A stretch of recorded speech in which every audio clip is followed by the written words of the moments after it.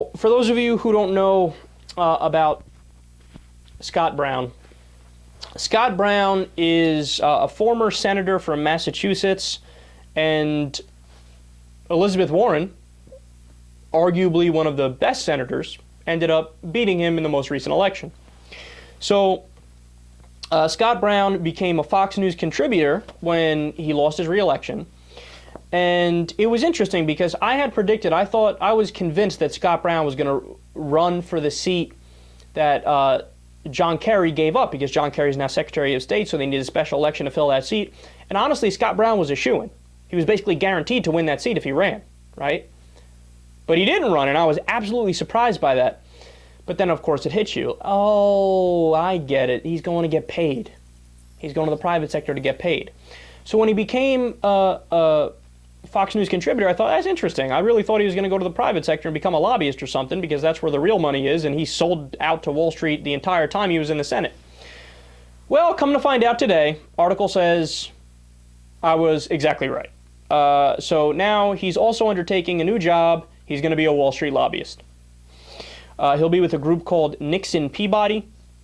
By the way, they just sound like rich assholes, don't they? I'm going to be working for Nixon Peabody. Would you like some caviar?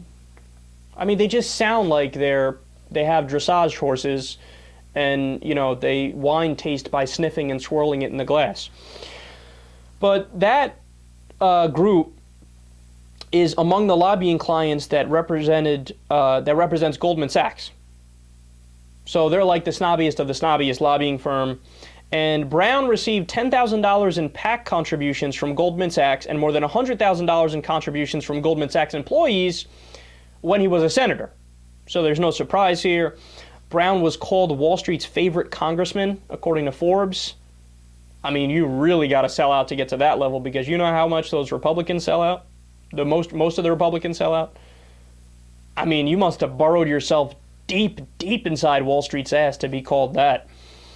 He actually was the deciding vote for passing Dodd-Frank financial reform.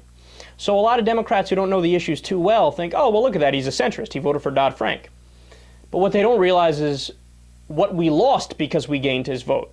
He was the guy who said we need to strike down all of the actual regulations and just do symbolic financial reform, and don't actually regulate Wall Street at all, but we'll be able to say we're regulating them even though the law is ineffective.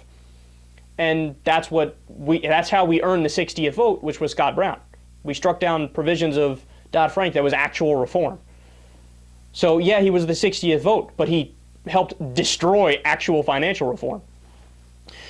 So he was also the deciding vote against the Disclose Act, which would have allowed voters to see which moneyed interests were funding secret political ads. So he's against political transparency, to see who's buying our politicians, who's bribing them. And my favorite part of the article on this was this. The Boston Globe noted Monday that while Brown himself will not be a lobbyist, because senators may not lobby their former colleagues for the first 2 years after leaving office under the Honest Leadership and Open Government Act of 2007, he will be leaning heavily on his Washington contacts to drum up business for the firm. In other words, yeah, we're not going to call him a lobbyist. Fuck, we'll call him a janitor if you want. We'll give him a different title. Who cares? But he's going to be a lobbyist. I love, because that shows you how our government functions. They pass these symbolic laws. The Honest Leadership and Open Government Act of 2007, where they say you can't be a lobbyist. But then they never enforce it, because all the time, senators leave, become lobbyists, get paid, and all they do is take a different job title. They say, yeah, I'm totally lobbying, but we just call me something else.